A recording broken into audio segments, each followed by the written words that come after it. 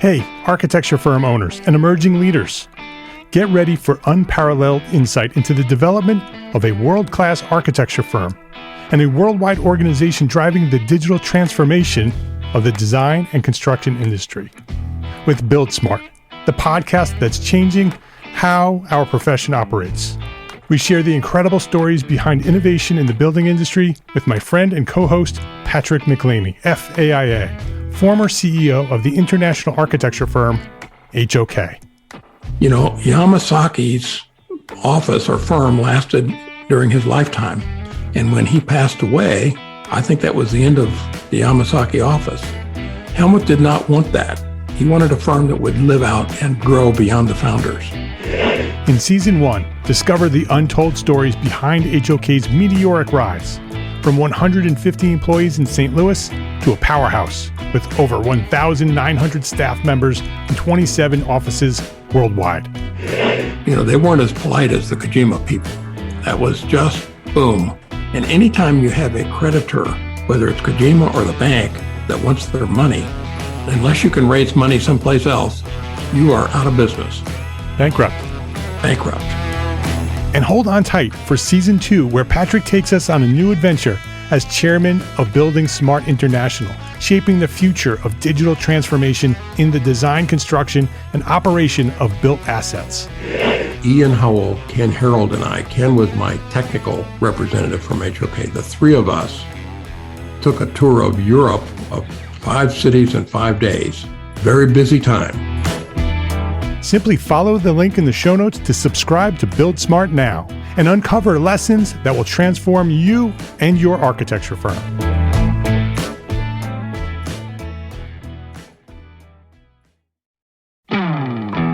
Hey, architecture firm owners and emerging leaders. Get ready for unparalleled insight into the development of a world-class architecture firm and a worldwide organization driving the digital transformation of the design and construction industry. With Build Smart, the podcast that's changing how our profession operates. We share the incredible stories behind innovation in the building industry with my friend and co-host, Patrick McLeamy, FAIA, former CEO of the international architecture firm, HOK. You know, Yamasaki's office or firm lasted during his lifetime. And when he passed away, I think that was the end of the Yamasaki office. Helmut did not want that. He wanted a firm that would live out and grow beyond the founders. In Season 1, discover the untold stories behind HOK's meteoric rise, from 150 employees in St. Louis to a powerhouse with over 1,900 staff members and 27 offices worldwide. You know, they weren't as polite as the Kojima people. That was just boom. And anytime you have a creditor, whether it's Kojima or the bank, that wants their money, unless you can raise money someplace else, you are out of business. Bankrupt. And hold on tight for Season 2, where Patrick takes us on a new adventure as chairman of Building Smart International, shaping the future of digital transformation in the design, construction, and operation of built assets. Ian Howell, Ken Harold, and I, Ken was my technical representative from HOK. The three of us took a tour of Europe of 5 cities in 5 days. Very busy time. Simply follow the link in the show notes to subscribe to Build Smart now and uncover lessons that will transform you and your architecture firm.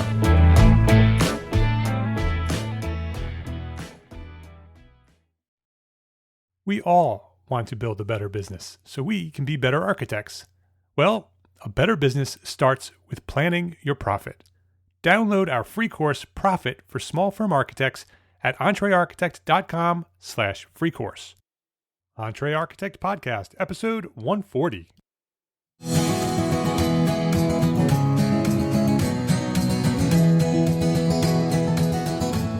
Welcome back to the EntreArchitect Podcast. My name is Mark R. LePage, and this is the podcast dedicated to a successful life as a small firm architect. Whether you have plans to someday start your own firm, whether you're in the process of launching a startup, or you might be an experienced small firm architect just trying to make a difference, this podcast is for you. My goal is to inspire you to build a better business so that you may pursue your purpose with passion and live the life of your dreams. So, if you've been listening to this podcast, reading the blog, or maybe a member of EntreArchitect Academy throughout the past few months, you've most certainly heard that storytelling is a critical part of your success in business. We need to know our story and how to tell that story to our target market. It's how we find the work we want and the clients we love. So we know storytelling is important. But how do we craft that story? To whom do we tell it? And how, really, does our story help us find more work on a consistent basis? Well, hang out with me for this episode. This week at EntreArchitect Podcast, I invited my friend Jeff Echols of Echo Engagement to join us and discuss how to use your story to find the work you want. This episode of EntreArchitect Podcast is sponsored by TrueStyle, the leader in high-end architectural interior doors. Learn more at TrueStyle.com. And Tanglewood Conservatories, combining the romanticism of the 19th century glass architecture with state-of-the-art technology of today. Learn more at tanglewoodconservatories.com. Jeff Echols, welcome to the EntreArchitect Podcast. It's great to be here, Mark. Thanks. Yeah, it's good to have you here. Finally, we've done coffees. I actually brought my coffee today, just so we have a nice, make it feel authentic here. It's a prerequisite. We'll get into that a little bit. And you're part of my team over at EntreArchitect, and you're a storyteller, and you do all kinds of things, and you're an architect. And I think it's about time you're here at the EntreArchitect Podcast. It's a long time coming. Well, I've been hiding in the shadows for a long time, and so you're finally pulling me out. So here we are. I think a lot of people probably will recognize your name because you often post for EntreArchitect through social media. So people will recognize the Jeff Echols name, if not from many other places, but there as well.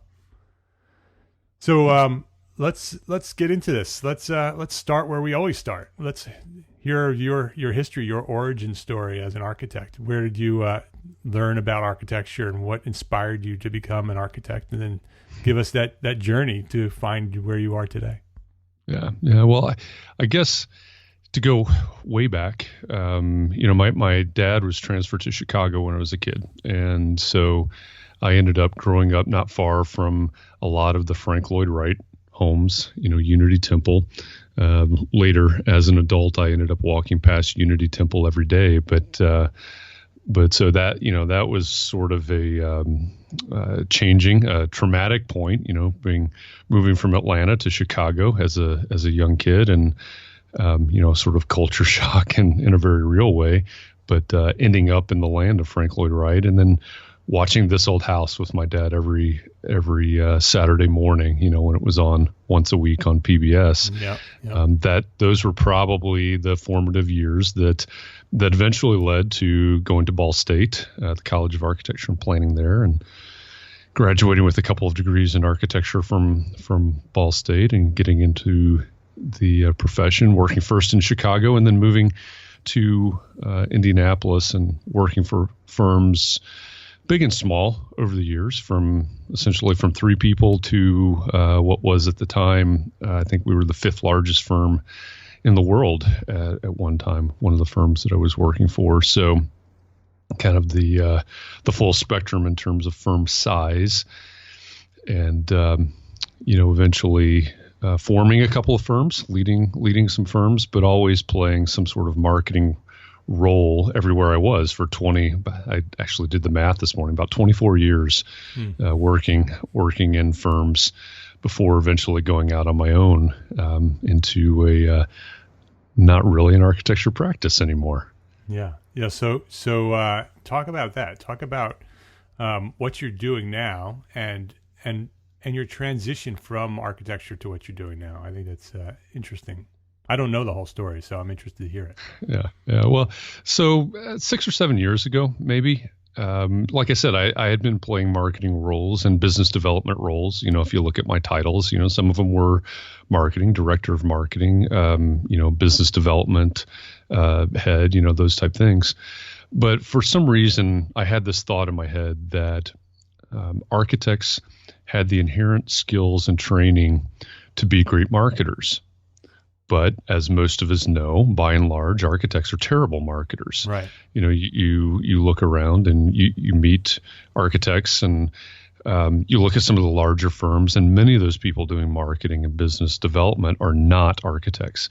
You talk to many architects, and it becomes painfully evident very quickly that they don't know anything about marketing. And so to me, that was a little bit puzzling.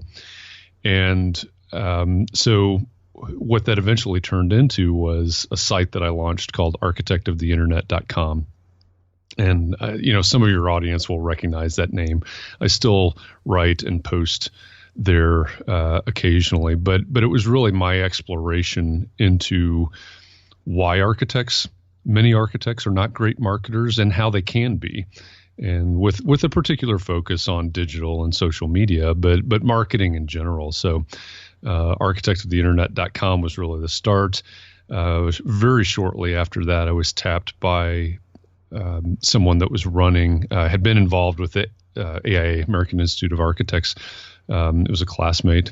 Since we were classmates in school, they had been involved and at growing levels, rising levels, and they were getting ready to run for national office. So they asked me to work with them and run their campaign. So I started working on messaging and speech writing and running a few campaigns for them. And we were very successful until the very last campaign, which was a campaign for president. We lost that one in a runoff, as is always the case at the AIA. But so got big exposure into messaging within the industry at a national level, at the top level. So that was, just kind of further exploration. And then about 2010, I was working for a firm that I helped found. We were splitting off from another firm and starting from scratch, and a whole bunch of non-compete clauses, as firm splits, partner splits go.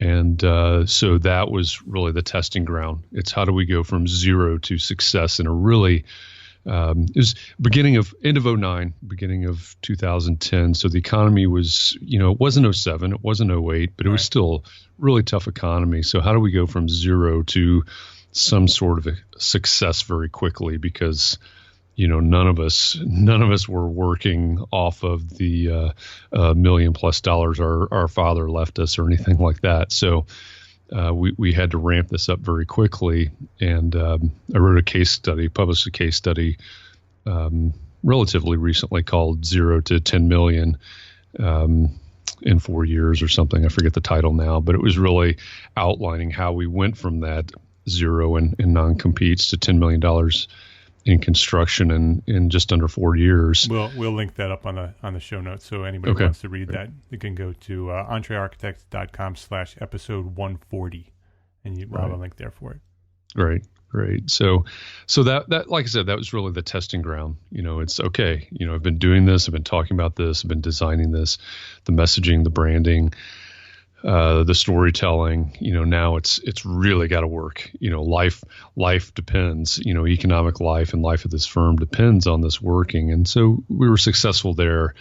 And then by 2014, there were some shifts in the firm, and for very good reasons. A division that I was running was eliminated to bolster another division. It was a very strategic move that made sense business-wise, that left me with a decision. And that's when I went out on my own and started Echo Engagement, which you mentioned earlier. And so now I work full-time as a marketing consultant. I call it a storytelling agency, where I help people craft and tell their stories. So talk about that a little bit. Talk about Echo Engagement and what you do and who you do it for. So what I do, I couch everything under the term storytelling.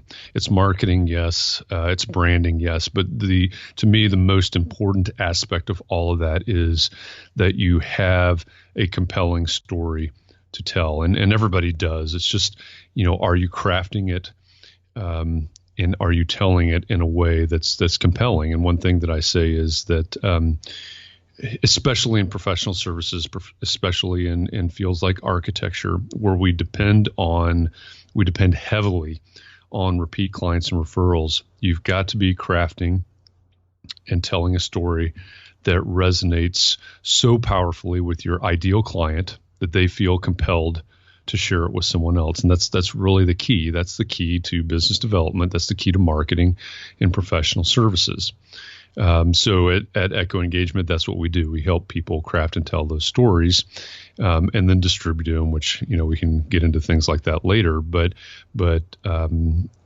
the majority of my clients are architects. I also have a handful of not-for-profits and some startups. I'll do some business coaching and then marketing for startups. But really what I'm looking for in clients is firms, people. I do personal branding as well. Firms, individuals, organizations, whatever, that have a really interesting, a really compelling story to tell. And most of the time, when they come to me because they don't know how to craft that story. They don't know how to tell that story effectively. And so that's what we work on, from strategy through execution. Let's back up a little bit. Let's go back to marketing in general. I think a lot of architects are poor marketers because they don't understand what marketing really is. Could you define what marketing is, and then how brands and how storytelling and how all these other components fit into the overall idea of marketing? And where does marketing start and where does it end? Yeah, that's a really good question. There are a lot of people that start to lump business development and marketing and sales all together. And there are distinct differences, and you can Google those kind of things, but typically business development is relationships. It's building relationships. That's if you talk to a business development person at Gensler or to name your firm, they're going to talk about building relationships. It's a long-term process. So they're networking and right. Hanging out with people, meeting people, introducing them to other people, making connections, building relationships. Exactly. That's biz dev, as they call it. Exactly. That's biz dev. And so, to crack the door a little bit, what story are they telling? Right. Are they telling an effective story? So you can see how storytelling kind of peeks into there. Sales is really the ask and the closing of the deal. Right. So that's at the other end, right? That's at the other end. It starts with business development, yep. And then it ends with sales. Well, it doesn't end with sales, but the process. Right, the process. Exactly. We've gone from one end of the spectrum to the other. And sales is you've gotten to that point, you ask for the business and you close the deal. And then the stuff in between is the marketing, branding, what's your brand? And then what story are you telling? How are you promoting your brand? How are you getting that story out there? It's how are you promoting everything that you're doing? And, a lot of times when I talk about storytelling, I'll talk about different storytelling channels that fall within marketing, and we can get into what storytelling is. But I talk about three distinct channels. There's an interior channel, an exterior channel, and then a customer service channel. And so with each one of those channels, there's a different objective. There's exterior, it's marketing. Interior is within the bubble of your firm, we'll call it. And then customer service, of course, is client relationship kind of issues. And your story weaves all among those. Your story weaves among those. You've got different audiences and different aspects to that, but your story goes through there all the way from business development to sales. And the marketing piece of it is really the bulk of it. It's how are we crafting that story and then getting it out there and promoting it. And so I'll work with business development teams to help them craft the story that they're telling, as they go out on those networking events or the golf outing or, when they sit down with the president of a university or whatever. And then I'll work with sales teams architectural product reps are an easy example there. They walk through your door wanting to sell their wares, so to speak, wanting you to specify their roofing material or whatever it is. I'll work with those teams to help them craft the stories that they're telling when they walk through the door. And then I work with firms to help them on the branding, the brand storytelling, getting that story crafted, and then the strategy. How do we craft it, and then how do we tell it? How do we get it out there? Whether that's in a magazine or it's on Facebook or it's a podcast or whatever medium that is. So when you say you're crafting a story, mm-hmm. Are you literally sitting down and writing a story about the business? Not necessarily, but yes. I mean, where we start is at the strategy level. So, the way I break it down into two pieces, I break it down into the crafting and the telling. Mm-hmm. So the crafting piece, yes, absolutely. We're gonna produce a document. This is the story arc of this firm. This is the story arc of this organization. And just like you start every one of your podcasts, we start with the origin story, and we work through through the whole plot. And if you're there's a story strategy, a story structure that's thrown out a lot called the hero's journey that everyone listening is familiar with it, whether you're familiar with that term or not. You've seen Star Wars, you've seen The Matrix, you've read Harry Potter, whatever. It's the structure that many, many, many, many stories are based on, going all the way back to mythology. And in modern Hollywood, the close of the story is usually the setup for the sequel, right? And we go through that entire story arc. And this is the story arc for your firm, for your business. And everything that happens, whether it's business development, marketing, or sales, whether it's a Facebook post, a podcast, a blog, whatever it is, every other story that we tell fits under that story arc. So it's all referencing that document, that original story arc that was created. It is. Interesting. And so then how do you do that? How you sit down with your team, and if somebody, like say a small firm is listening here and they want to create their document, they want to create their story. What should they do? What's the first step?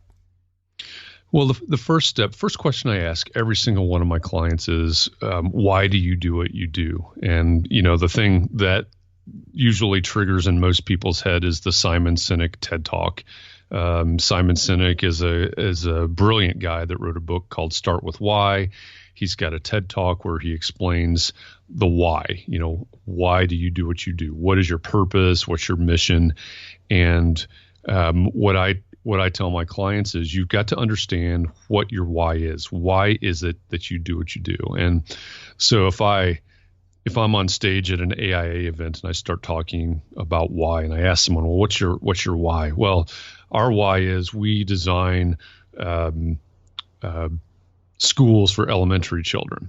No, that's not your why. That's what you do. And so it can be a tough question. It can be a painful question for somebody, but we've got to dig down to that as a basis. Is what's your why? Because what we're looking for then eventually, if we fast forward, I want to know who your ideal client is. And if we can determine who your ideal client is, I want to know what their why is. And then we're looking for the intersection between your why and their why, because that's where things start to resonate.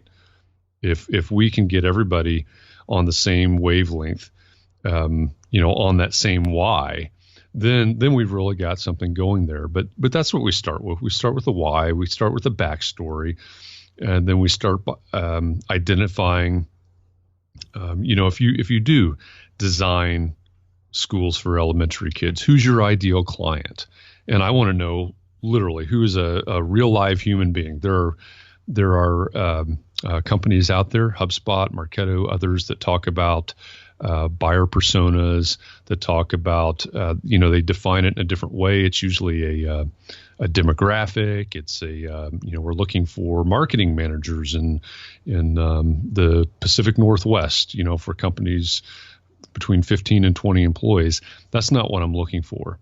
I'm looking for a real live human being. Mark is my ideal client, because if I can identify Mark as my ideal client, then I can start to think about Mark as my audience, a real life human being, and then how I would specifically talk directly to Mark, how I would craft a story that resonates specifically with Mark. Because remember, what I want to do is craft a story that's going to resonate so powerfully with Mark that he's going to share it with someone else like him, that's probably would fall into the category of ideal client.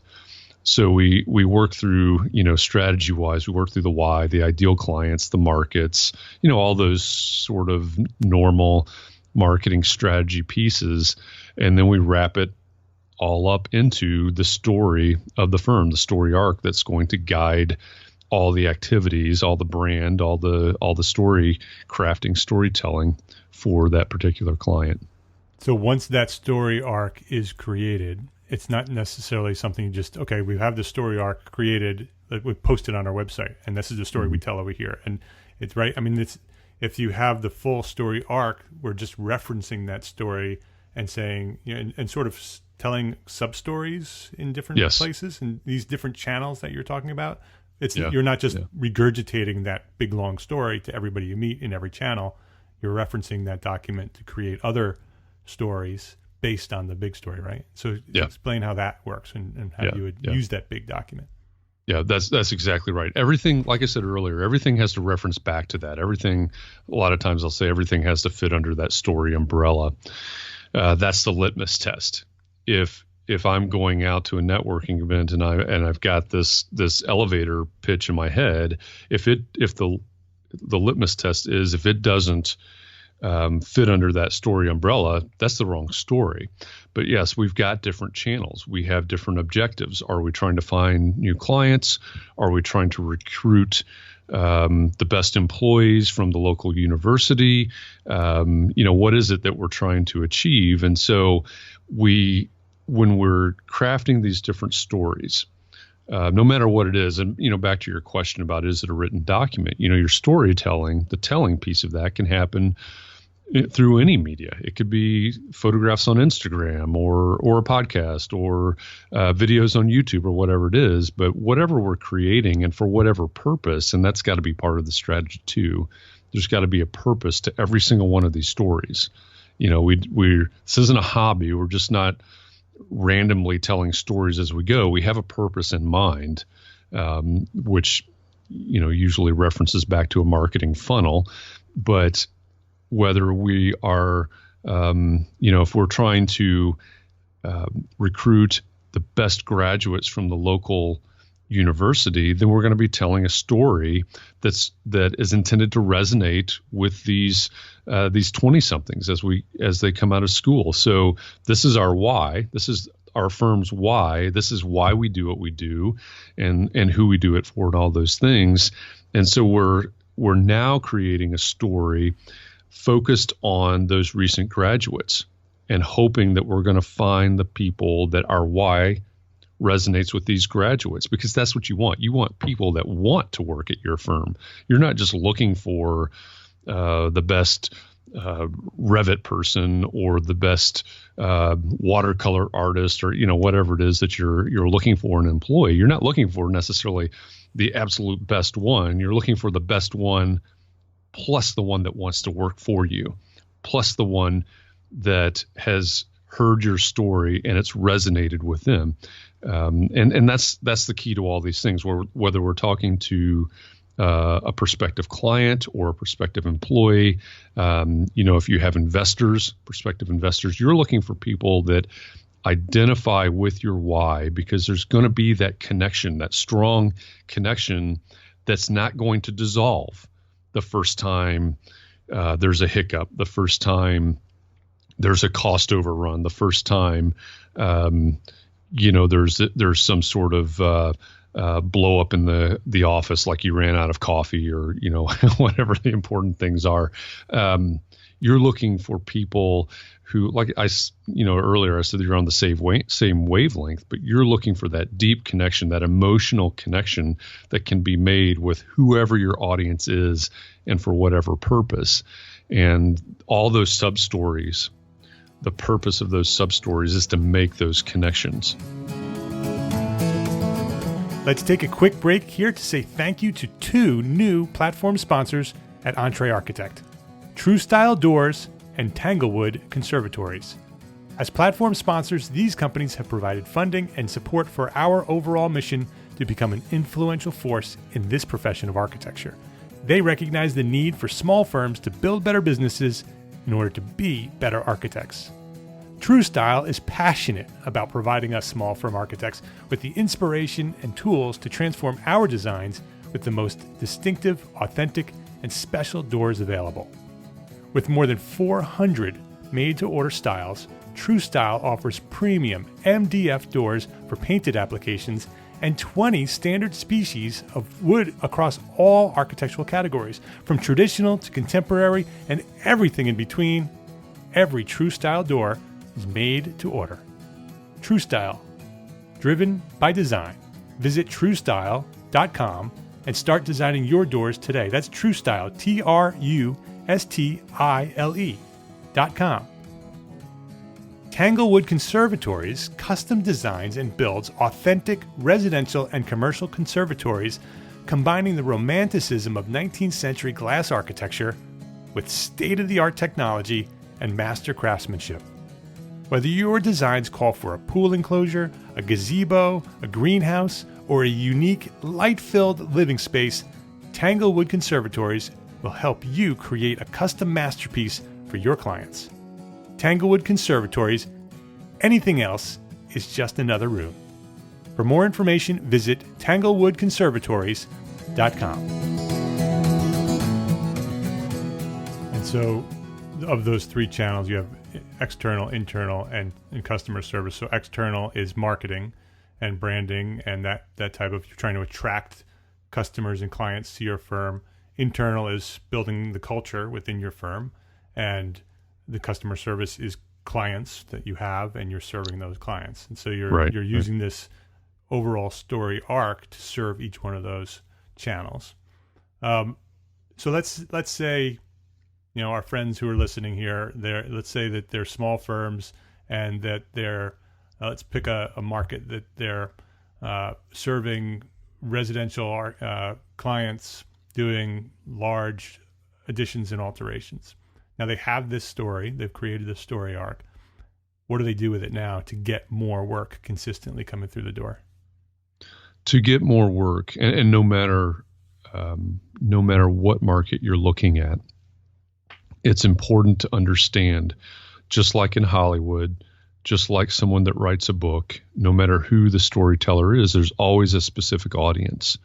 And so if your audience is the large commercial large residential addition or renovation market, there's a very specific audience there. And I mentioned the ideal client. You need to determine who that ideal client is, that person that you do the best work for, the person that you like working for the most, the person that respects you the most. The one that pays you. The one that pays you. Yes, that is definitely part of it. The one that you're most profitable working for. Yeah. You say this a lot in your EntreArchitect Academy and in your other collateral. This is a business. And when we're talking about ideal client, we're not talking about who your best buddy is. When we're talking about ideal client, yes, that making money, that profitability, getting paid, that's got to be part of it. You got to be very particular about who your clients are. But when we've defined that ideal client, we have got to craft the stories and tell the stories that resonate with them. I've said that several times now, but so start thinking about them. And again, if it's Mark, if Mark wants to do a big addition on his house or a big remodel, renovation of his home, what are the questions that Mark has? You've got to understand as an architect that when you tell these stories, you can't be to go to the hero's journey example again. You can't be the hero of your own story. So develop that. Explain what that means. Okay. So in the hero's journey, and just picture it as Star Wars or anything else, there's always a hero of the story. And with Star Wars, maybe it's Luke Skywalker. Well, Luke Skywalker is the hero of the story, definitely. But he and the things that make the story are the plot twists, the struggles, of course, the goal. In the end, he's trying to accomplish something, but he struggles and has different obstacles in his way of achieving that goal. And there's always a mentor character, right? Whether it's Yoda or Obi-Wan Kenobi, there's always a mentor character. And so if you think about architecture in terms of the hero's journey and in terms of Star Wars, if you have a homemaker, a homeowner, that's what I should say. If you have a homeowner that wants to put a big addition on their house, well, okay, that's their goal. They're the hero. Remember that. They're the hero, not the architect. So the prospect or the client is the hero. The prospect, not the exactly. architect. Exactly. Their goal is to have a beautiful new kitchen or master suite or all of the above, whatever it is they're trying to accomplish. It's not easy, right? They've got to figure out how to hire a contractor. They've got to figure out how much this costs. What's my budget? Where do I find an architect? What do codes look like and zoning and things like that? So those are their obstacles, just like Luke Skywalker has. There are things that are in their way of achieving their goal. And that's where 9 times out of 10, that's where the architect can come in as the mentor character in that story. And so if you think about that, you think about those struggles, those things that stand in their way, those questions that they have. Those are the stories. That's where you can start crafting those stories. You're trying to find someone to build this new master suite. Well, is that really the place to start? Or are there other things that you have to understand? If you're trying to figure out what your budget is, here's how you can do that. And what I work with clients on is, or one of the processes we use is say, okay, well, here's an ideal client. Here's the market. What is that ideal client's top 10 questions? They're the first thing in the morning questions or the things that keep them up at night, whatever their top 10 questions are related to the topic. So if it's the master suite, maybe it's, how do I find a builder? How do I find an architect? What's my budget need to be? Can I do this because of setbacks or whatever reason? What are their top 10 questions? And then we can start crafting stories that answer those questions, always making that client the hero of the story because they're on their journey towards a goal. We understand that they have struggles along the way, and this is how we can mentor them towards that goal. We can mentor them through those struggles over those rough spots. And that's how we set up the client as hero and architect as mentor relationship in the storytelling. So a client wants this big master suite, and they're scared out of their mind because they don't know how to get this accomplished. And so your stories are coming from the big story arc, being referenced from that, and you're basically creating stories and verbally as well as social media, and when you're meeting with them, you're talking with them. All of this is being referenced back, and you're creating these stories on how this client can achieve their goal with the help of working with you. Is that correct? That's correct. Yes. Yeah. It's all about helping them achieve their goals.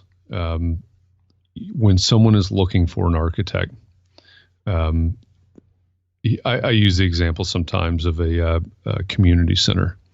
I did some marketing pieces for someone that had just won an award for a community center, and long story short, when I delivered the draft, they weren't, this architect, managing partner wasn't happy with the story, and really even though he had told me that what they were looking for was marketing collateral that would help them find more community-centered clients. That was the purpose of the storytelling. That was their goal.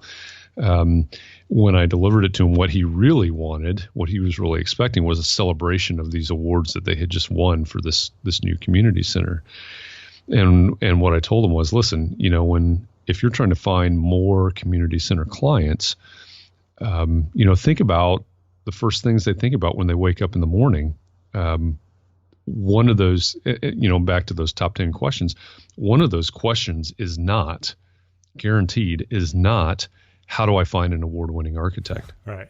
Those are not the questions they have. It's how do I give these kids a safe place to play basketball after school, or whatever the focus of their not-for-profit, or whoever that client is. And it's the same. If you've got a residential client, there will be some that are looking for a signature piece, no doubt. But the majority of people, that is not where they start. They want to know, can they afford it? They want to know, what does it take? Having been in that residential world before, one of the consternations of architects is, well, they always want to start with the builder. They always want to find this builder instead of starting with the architect. Well, how do you explain to them? How do you help them understand in their terms that they'll understand, from their point of view, why it's better to start with an architect, or what the value of starting with an architect before the builder, or in concert with the builder, or whatever that relationship needs to look like. Always think in their terms, always use their language, and always speak to them where they are. And, and whether that takes the form of a blog or a podcast or Facebook or whatever, is, that's it's not irrelevant, but that's somewhere down the road. They're the hero. Use their language, use their voice, speak to them in terms that they understand, drop the jargon. That's one of the biggest problems with not just architects, but everybody that's in professional services, attorneys, accountants, everything else. You are a professional. That's why they come to you. But you've got to be a professional translator. You've got to translate your jargon, the terms that you learned in school. They didn't go to architecture school. You've got to translate all those words, all those terms into their language, and help them understand on their level, in their language, on their terms. So when it's all said and done, it's about resonation, right? You're looking for this to resonate with your client. I don't know if it's resonation the right word. I don't know. If Resonate. Well, you're looking to resonate with the person who's looking to hire you, with everything you do. So you create this story arc, and then everything else is referenced to that, with the goal. Your ultimate goal is to resonate with that end user, that person who wants to hire you, because that resonation, if that's a word, is them learning to know you and liking you and trusting you. The things you're saying resonate with them, it reflects what they feel. It's their values. It's what they want. And when they find that, they will hire you.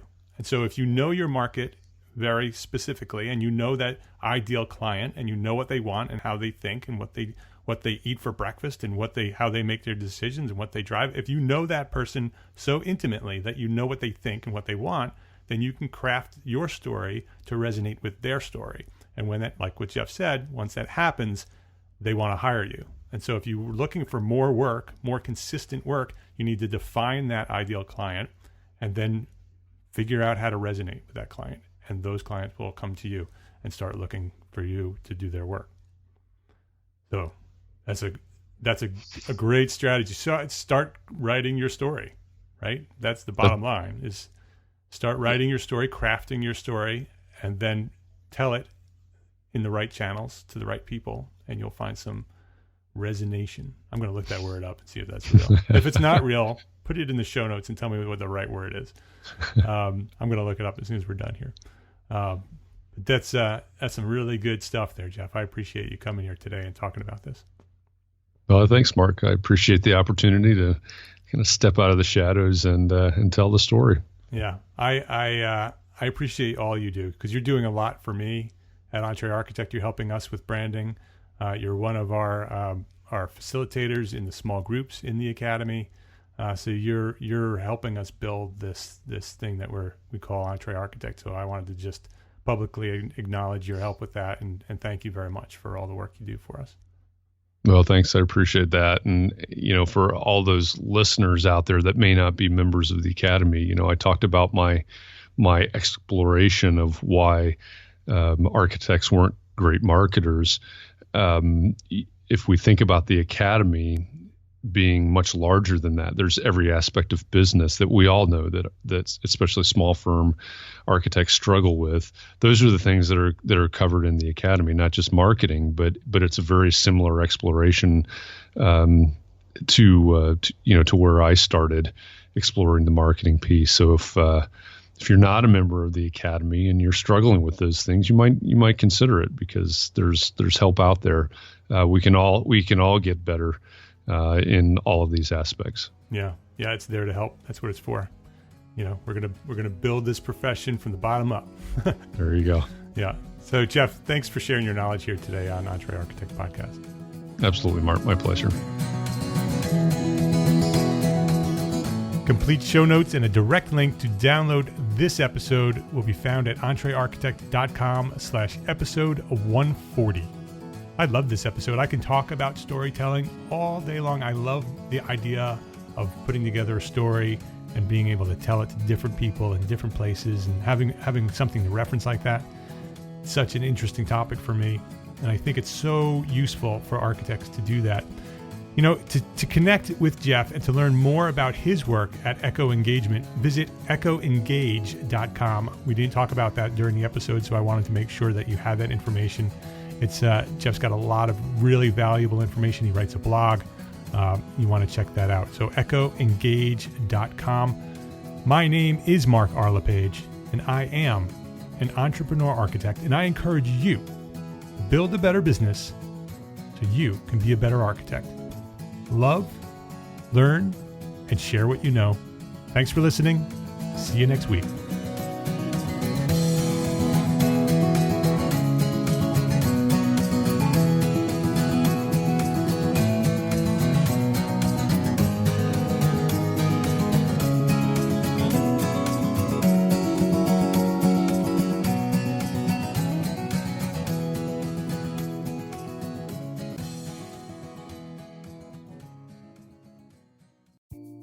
Imagine earning continuing education credits while doing exactly what you're doing right now.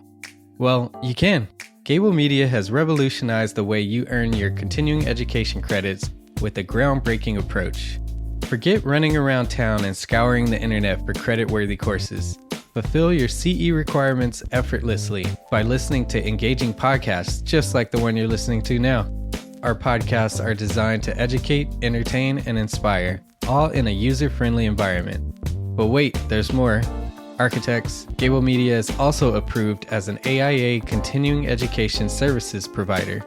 Upon completion, we handle everything, from reporting your hours directly to the AIA to storing your certificates in your personal Gable Media profile for your self-reporting needs. So follow the link in the show notes and start earning your credits in the most innovative and entertaining way possible with Gable Media. Attention architects and creative minds. Get ready to supercharge your brand with Build Your Brand, the podcast that's unlocking the secrets of branding success for creatives. Hey there, it's Mark Arlepage, founder of EntreArchitect, and I'm inviting you to join my friend, architect marketing expert Jeff Echols at Build Your Brand podcast, where he explores the captivating stories of the world's top brands and transforms their lessons into powerful moves for small firm architects and creatives like you. In Season 1, Jeff shares the thrilling tale of Southwest Airlines, where he dissects their journey to the summit and distills it into strategies tailor-made for you. It's important to keep in mind that companies like Southwest compete in the real world, just like you, and face real-world challenges, just like you. You might be surprised at how similar those challenges are to the struggles that you grapple with on a day-to-day basis. Don't miss out on your blueprint for success. Subscribe, tune in, and let's build your brand together. You may have noticed that the very best brands in the world are also known for having somewhat unique corporate cultures. That's often the glue that holds everything together when they encounter those rough spots. We don't do it because it inconveniences the passengers to whom we are primarily dedicated, the short haul, frequent flyer. Follow the link in the show notes to subscribe to Build Your Brand today. Remember, no matter the size, the journey's the same. Your brand's journey to the top starts here.